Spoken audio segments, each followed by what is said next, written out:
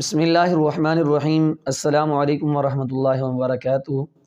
میرے معزز سامعین و ناظرین، شعبان المعظم کا مہینہ اپنے اختتامی مراحل کو پہنچ رہا ہے اور اپنی اختتامی گھڑیاں طے کر رہا ہے۔ تو آج کی اس نشست میں آپ حضرات کے سامنے عرض کروں گا کہ ہمیں رمضان سے پہلے کیا کچھ کرنا چاہیے۔ تو میرے محترم، ہمارے لیے سبق ہیں رسول اللہ صلی اللہ علیہ وسلم کی زندگی مبارک۔ آپ صلی اللہ علیہ وسلم کی زندگی مبارک سے ہمیں یہ سبق ملتا ہے کہ جب شعبان کا مہینہ اپنے اختتامی مراحل کو پہنچتا تو حضرت سلمان فارسی رضی اللہ تعالیٰ عنہ فرماتے ہیں، آپ صلی اللہ علیہ وسلم صحابہ اکرام کو جمع فرماتے۔ جمع فرمانے کے بعد میرے محبوب پیغمبر صلی اللہ علیہ وسلم ایک خطبہ ارشاد فرمایا کرتے تھے، اور اس خطبہ میں آپ صلی اللہ علیہ وسلم اپنے صحابہ کو ذہنی طور پہ رمضان کے لیے تیار کیا کرتے تھے۔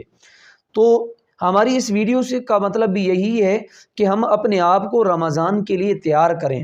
ہم ذہنی طور پہ یہ سمجھیں کہ ایک اللہ کی طرف سے مہمان ہمارے گھر میں آ رہا ہے، اس کے لیے ہمیں کیا کچھ کرنا ہوگا۔ تو اس کے لیے ہماری مثال جو ہماری زندگی کے روزمرہ کے معمولات ہیں، اس میں دیکھنا ہوگا کہ ایک مہمان جب ہمارے گھر میں آتا ہے تو ہم کیا کرتے ہیں۔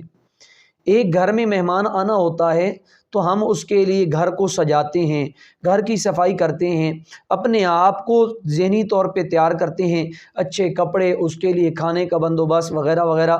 یہ سارا کچھ کیوں کرتے ہیں کہ جو مہمان ہمارے گھر میں آ رہا ہے تاکہ وہ واپس جائے تو خوش ہو کے جائے، وہ ہماری تعریف کرے۔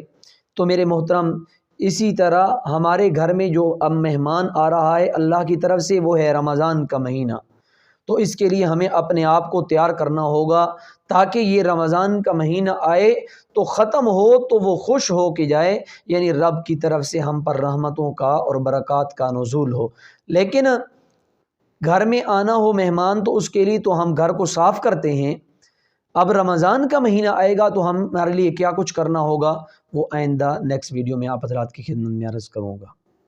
تبارك الذي نزل الفرقان على عبده ليكون